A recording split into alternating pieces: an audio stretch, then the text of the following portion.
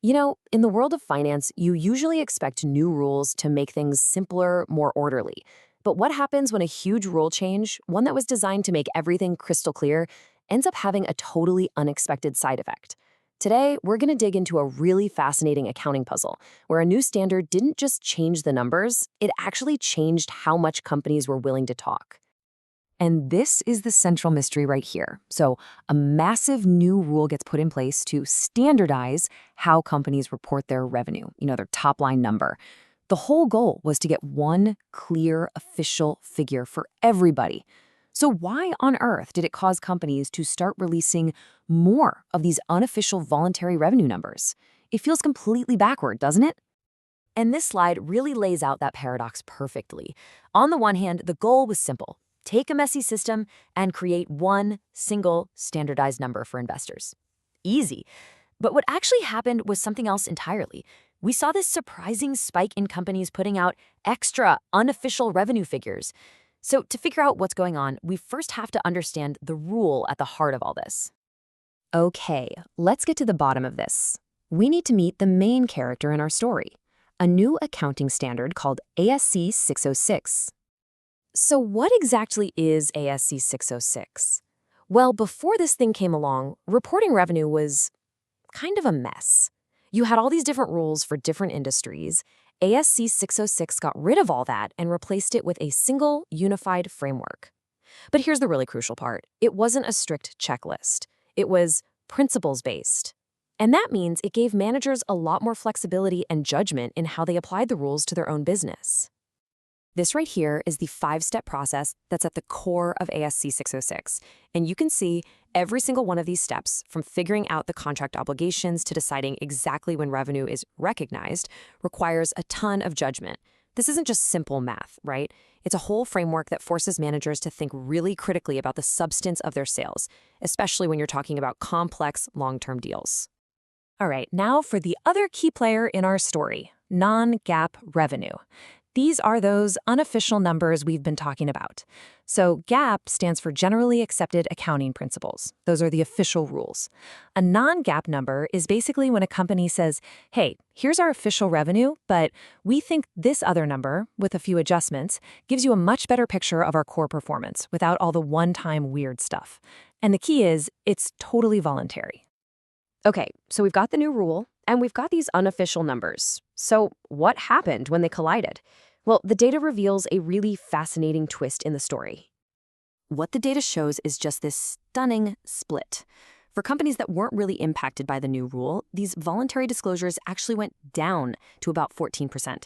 But for the firms that were most affected by ASC 606, the exact opposite happened. Their use of these unofficial numbers jumped all the way to 26%. I mean, they went in completely opposite directions. And this wasn't just some small blip either. The study found that being seriously affected by ASC 606 made a company 6.8% more likely to start providing these extra non-GAAP disclosures. Now, in the world of finance, that is a really significant shift in corporate behavior. The big question is, why? And that brings us right to the motive. I mean, why would managers who now have this new, supposedly better official number feel the need to also provide a second, unofficial one? What were they trying to accomplish? Well, the answer seems to lie in this really powerful theory, and it suggests that mandatory and voluntary disclosures aren't enemies, they can actually be partners. Managers use these extra voluntary numbers to add context. It's like they're saying, hey investors, our new official number is really high quality, and here's some extra info to help you see just how solid our core business is. They're basically signaling confidence in their own official numbers.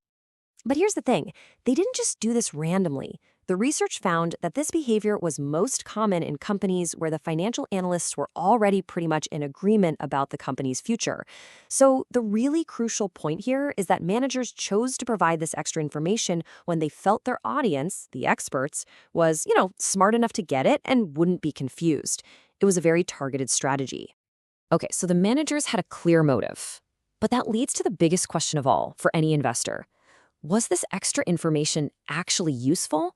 Or was it just self-serving noise, designed to make the company look better than it was? So, did all this extra talk just add confusion?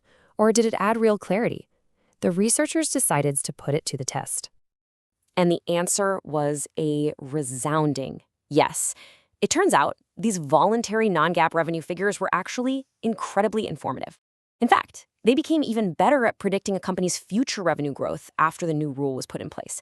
So this wasn't just noise. It contained real, valuable signals about the health of the business. And it's pretty clear the market agreed.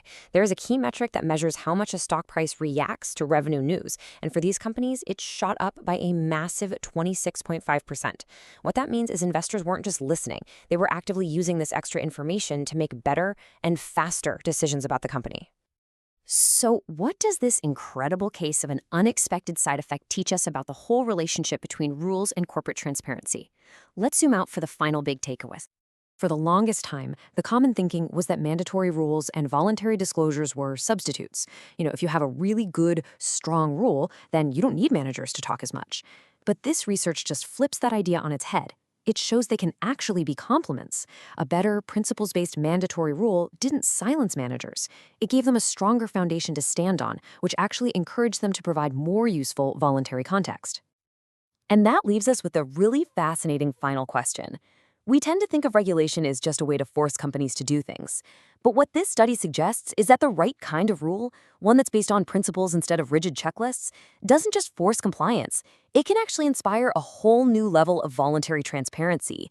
It really makes you wonder, what other areas of corporate reporting could use that same approach?